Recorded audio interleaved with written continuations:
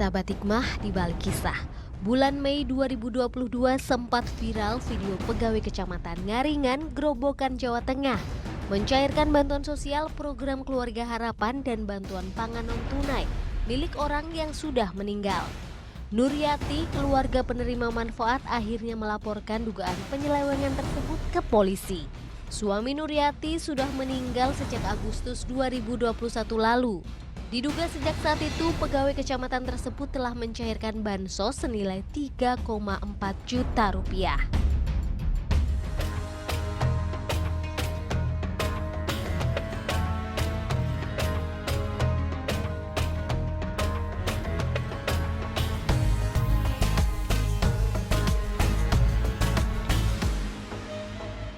Assalamualaikum warahmatullahi wabarakatuh. Waalaikumsalam. Selamat pagi sahabat hikmah, alhamdulillah kita berjumpa lagi. Kali ini bersama saya Rahma Hayudindiah dan sudah ada Ustadz Wijayanto. Sehat ya Pak Ustadz ya? Alhamdulillah. Nah, hari ini saat kita akan membahas sebuah tema yang judul besarnya adalah milikmu, milikku juga. Nah, tapi kalau di tayangan tadi masa punya orang sudah meninggal tetap diambil hak milik, itu gimana Ustadz? Aduh, itu bahaya sekali terhadap harta. Fitnah yang paling besar di akhir zaman, satu adalah wanita, dua ada harta, wanita dan tahta. Ya. Tambah satu lagi kuota. Oh iya, zaman sekarang ya Ustadz. Iya, Dulu hanya 3 harta, tahta, wanita, sekarang tambah kuota. Betul. Jangan sampai karena harta itu punya pertanggungjawaban ya. Dari mana kita dapatkan dan untuk apa kita, semua hal jadi untuk apa kita pergunakan. Iya. Hampir semuanya misalnya ya, orang itu mudamu sebelum kayamu. Artinya orang itu bagaimana masa muda itu dihabiskan. Udah, dari saja. Bagaimana kamu tidak hanya hidupmu sebelum matimu, dan bagaimana kamu menggunakan masa longgarmu sebelum sempitmu. Tapi begitu harta, itu 2 pertanyaannya. Dari mana dan untuk apa. Yang lain-lain cuma 1, tapi kalau ini betul-betul bagaimana mempertanggungjawabkan, maka hati-hati terhadap harta. Dari hartalah maka terjadilah sumber dosa. Harta, tahta, wanita, dunia, segala macam itu ra'su kullu khati'ah. Sumber dari sumber dosa yang ada dilakukan manusia itu salah satunya adalah harta. Terjadi korupsi, terjadi manipulasi, terjadi perebutan kekuasaan aja kadang-kadang juga kaitannya kuasa dan harta. Karena dengan bisa kuasa bisa menguasai harta. Maka hati-hati terhadap harta, maka bagaimana menjaga amanah. Sampai ladina liman la amanatalahu. Tidak ada agama, tidak dihitung dia beragama kalau dia tidak amanah. Makanya Rasulullah itu sebelum diangkat jadi nabi, gelarnya adalah Al-Amin. Amin bisa dipercaya. Dari kata amin, aman, iman, amanah itu satu akar kata. Makanya orang hidup ini tolong diperhatikan, tolong dibacakan surat An-Nisa ayat 58. Betapa orang itu harus menjaga amanah. Orang hilang harta bisa dicari. Hilang ilmu bisa diajari. Tapi kalau hilang kepercayaan sudah nggak ada kehidupan. Makanya kalau orang itu kalau biasanya, mohon maaf sekali lagi kalau kehilangan sesuatu, orang itu misalnya kehilangan wajah cantik masih bisa di make up, tapi kalau kehilangan kepercayaan sudah nggak dipercaya, sudah nggak ada arti kehidupan ini. Betul. Makanya pentingnya amanah. Ya. An-Nisa 58 dengan terjemahan, sungguh Allah menyuruhmu menyampaikan amanat kepada yang berhak menerimanya. Ya, yang berhak orang sudah mati kok diambil. Ya, kurang ajar kan itu. Ya, kalau ngambil boleh, tapi kirimkan kepada yang mati. Iya, dia nyusul. Iya. Waduh. Ya.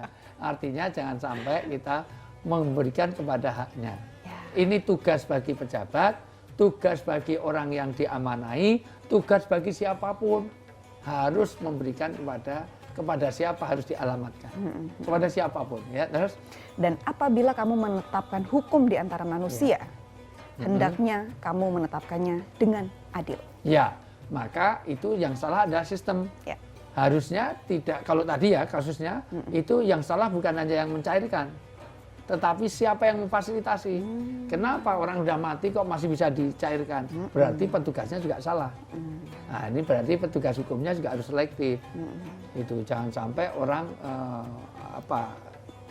dapat, kalau dalam kerjaan ada gaji buta ya, tapi kalau ini ada bantuan buta itu.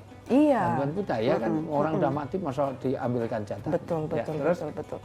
Kemudian, sungguh Allah sebaik-baik yang memberi pengajaran kepadamu. Iya. Jadi bagaimana kita memberikan amanah ini bagian dari keberagamaan kita, karena orang itu hidup dalam beragama, yang pertama yang dijaga adalah masalah keimanan, masalah kepercayaan. Bahkan tidak hanya kita percaya, tapi bisa dipercaya. Ya. Kita bisa mempercayai dan bisa dipercaya. Biasanya kalau suami istri kadang-kadang bisa percaya tapi sulit dipercayai. Mulai dari handphone. Handphone suami kalau bisa dipakai istri. Itu menjaga amanah dari rumah tangga. Artinya ini keberagaman ya, maksudnya dari transparansinya. Hal yang kecil dan sederhana ya. Yang sederhana.